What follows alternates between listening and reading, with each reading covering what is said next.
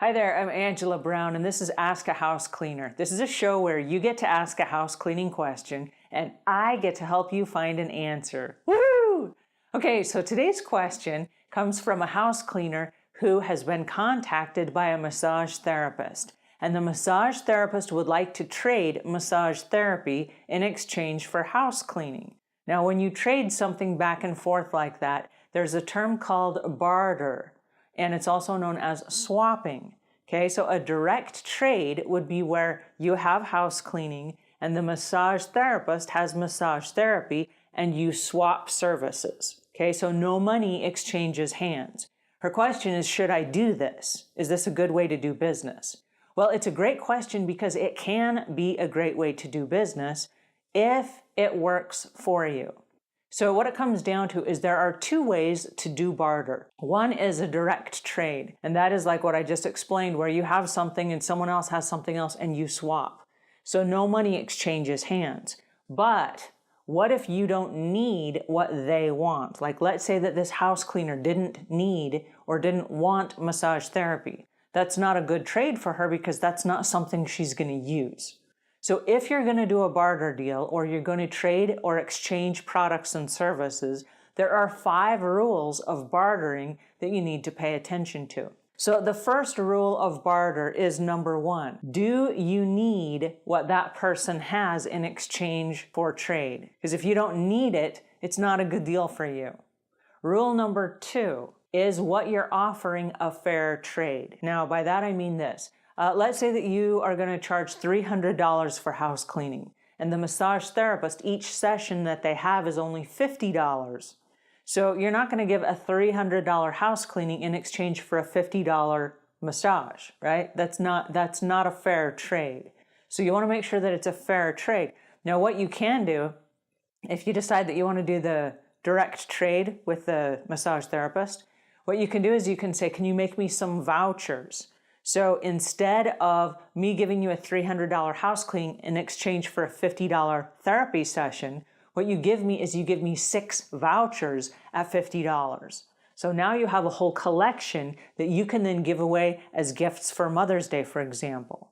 Or let's say that you were going to pick up some new business. You could say, anybody who joins and signs me up as a regular client for 6 months, I will give you a free massage. Okay? So you can use it as a tax deduction if you are using it for marketing purposes. So if it's not a fair trade, make sure that you figure out a way to make it fair. Now, the third way is to make sure that the timing is correct. The third rule of bartering is the timing has to be correct. For example, there was a girl in our network who did a direct trade with someone for house cleaning. She gave them free house cleaning, and they gave her a lawnmower in exchange. The lawnmower had some value to it because it was slightly used, but the house cleaner lived in an apartment. She didn't even mow her own yard. And so the timing on that was wrong, because had she been a homeowner and if she needed a lawnmower, that would have been an excellent trade, right? So then she had to take the lawnmower and go on a buy and swap website to try to sell that lawnmower to get the money back that she should have just gotten in the first place for house cleaning. And so it's weird. Okay, so the fourth rule of doing a barter deal is you have to pay taxes. Back in the 1970s, the IRS legalized barter as a regular form of exchanging goods and services, but they stepped in and they said, we have rules. We still want to be paid. If you gain X amount of dollars from a particular service that you provided, we want to know about it and we want our money. So it's not an under-the-table deal. You still have to pay taxes on it. And then rule number 5 is you must keep excellent records. It's not optional, because if you're giving something in exchange for something else and you keep bad records, you could get screwed really very easily. Or the client could come back to you and say, hey, you owe me so many more cleanings. And if you haven't kept records, you're on the hook, right? So if you're not good at bookkeeping and you're not good at keeping score and you're not good at paying your taxes on things like barter and trade and swapping, then don't do it, because it's going to cause you a lot of headache later on. The good news of barter is this: if you decide you want to do it as a business, it is another way. It is completely a different way of picking up business that you normally would not have.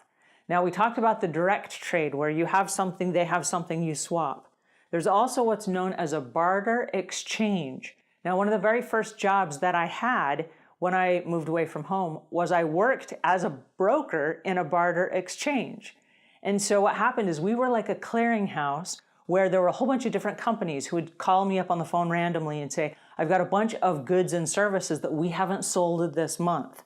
If you want them and you want to run them through your clearinghouse, we could give you X amount of products or services this month.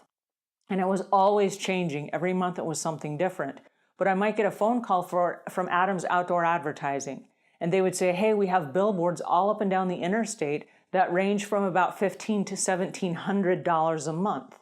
Can you sell these billboards for us? We haven't sold them yet.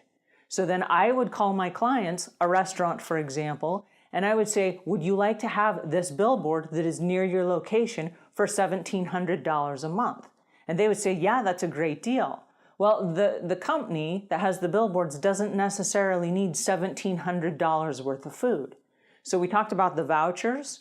The vouchers are also known as what is called script. And so we would get script from the restaurant, which were little vouchers, in $50 increments. I could turn around and sell those $50 increments to anyone in the network, anyone in the exchange. So let's say that you have house cleaning and you come to an exchange and you say, I would like to offer $600 a month of house cleaning. That might be 3 cleanings per month. And so then you could turn around and you could buy $600 worth of products inside the barter exchange, whether it was for different restaurants, whether it was for the massage therapy, whether it was for light bulbs for your home. There are all kinds of weird, unused, and unsold items that come through barter exchanges. So you're kind of taking a risk because if you're looking for something specific, that may not be available.